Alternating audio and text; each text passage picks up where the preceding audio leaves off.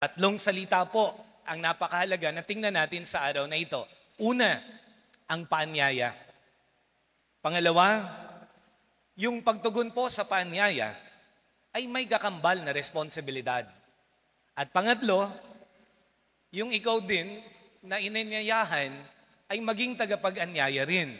Amen. Una, when you are invited, ang ibig sabihin po nun, pinahalagahan ka. Amen. Honest people will not invite you kung hindi ka importante sa kanila.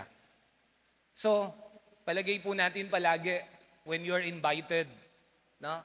Pag-uusapan po natin yung normal. Pag-uusapan po natin yung natural. And when you are being invited, ang ibig sabihin po nun, wala na pong iba pa, kundi simple lang, ikaw ay mahalaga. Amen. When you are invited, kailangan may katugma po na tugon. Merong kasamang pagtugon. At tutugon ka. Kasi inaanyayahan ka. Amen. At yung pagtugon, again, gagamitin ko po yung normal at natural po yun. Sapagkat ikaw ay inanyayahan. Amen. Papaunlakan mo ang paanyaya. Dahil yun, on your part, ay pagpapakita rin ng pagkilala at pagpapahalaga doon sa nag-invite sa'yo. In other words, you are just returning the goodness shown to you. In-invite ka, pinapahalagahan ka, tutugon ka, tatanggapin mo yung invitation sapagkat pinapahalagahan mo rin yung nag-invite sa'yo. Ganun lang po ang dynamics nito. Yun ang normal.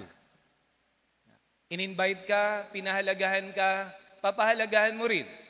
Simple lang po ha. Tingnan po ninyo yung katabi ninyo at ngitian po ninyo yung katabi ninyo. Go! Yan. Tingnan nyo lang po yung simple activity na yan. When I ask you to smile at your neighbor, ano po ang ginawa? Di ba ngumiti rin yung katabi mo? Tama, mali. Di ba when you smiled at your neighbor, yung katabi mo, ang ibinalik niya sa'yo, nag-smile din siya sa'yo. Tama, mali? Tama po yan. Yun po ang normal. Kaya kung ngumiti ka, nginitian ka, ngumiti ka, salamat sa Diyos, normal ka.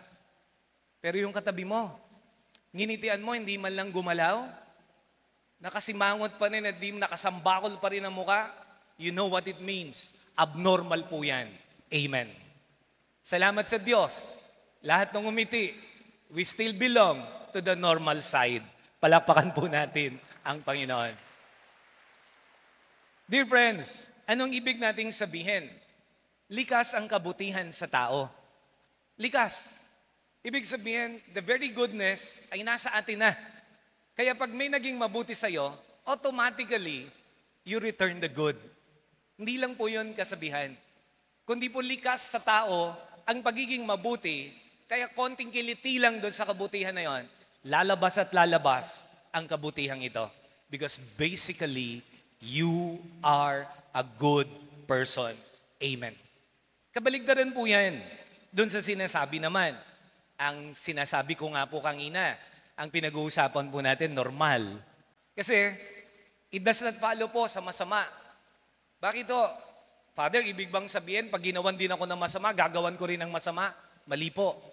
Because, in reality, there are people na ginawa ng masama, yet they have chosen to do the good. Amen. Hindi binalik yung masama, bagkus kabaligtaran pa. Naging masama sa kanya, pero ang kanyang isinukli ay kabutihan pa rin dun sa taong nagkasala. Amen. Bakit po? Again and again, we will go back to that reality na ang tao, likas sa kanya, ang kabutihan. Amen. Sa Ebanghelyo na narinig po natin, ang hari ang nag-invite. Tutugon po tayo sapagkat yon ay pagkilala rin at higit sa lahat, because it is the King who invites you. Ang ibig sabihin po nito, mga minamahal na kapatid, alam na alam mo, walang ibang hangad ang hari, kundi ang kabutihan mo. Amen. kaya tutugon ka. Mga kapatid, ganito ang Diyos natin. Ang Diyos natin bukas palagi ang kanyang pintuan. Ang Diyos natin palaging bukas ang kanyang mga kamay para sa ating pagtugon sa kanyang paanyaya. You're being invited sapagkat God wants to share with you His goodness sapagkat mahal tayo ng Diyos. Amen. Napakaganda pong isipin ito. Ang Diyos ang nag-i-invite sa atin. Sino ba naman tayo para tumanggi sa paanyaya ng ating Panginoon? Amen. The second point is this, huwag natin kakalimutan na ang pagtugon sa paanyaya ay may kaakibat na responsibilidad. The invitation, binago na ng Panginoon, and the invitation is open for everyone. Ito'y para sa lahat. Ibig sabihin, wala na po itong kinalaman sa mayaman o mahirap. Mayaman ka man o mahirap ka, the same ang paanyaya ng Panginoon, to be with God. Mga kapatid, huwag natin kalimutan na when we are invited and when we respond to that invitation, there goes with it the responsibility. Amen. Napansin po ba ninyo, nung lumabas yung hari, merong isang hindi nakadamit ng pangkasalan. Alam natin yung nangyari doon, tinapon siya sa labas. When you are invited, at kapag tumugon ka sa tawag na ito, ayusin mo rin yung pagtugon mo at sasabihin sa iyo ng Panginoon, halina at makibahagi sa kagalakan ng iyong Ama. Amen. Sa makatuwid, ang pagtugon, naroon din ang pagsusumikap na maging karapat-dapat tayo. Limbawa, nag-volunteer ka sa isang organization. Dapat karapat-dapat ka. Hindi sa mata ng ibang tao, kundi sa sarili mo. Nagsusumikap ka na maging karapat-dapat ka. Amen. Sapagat alam po ninyo, ang mga taong nagsusumikap maging karapat-dapat sa mata ng Diyos, ang tugon ng Panginoon, pinag-uubra tayo ng ating Panginoon. Amen.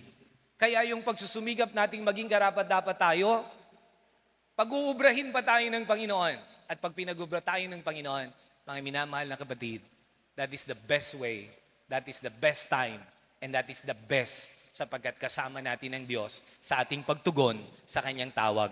Amen. Kaya po, sa atin pong pagtugon, gawin naman po natin na tayo ay maging karapat-dapat.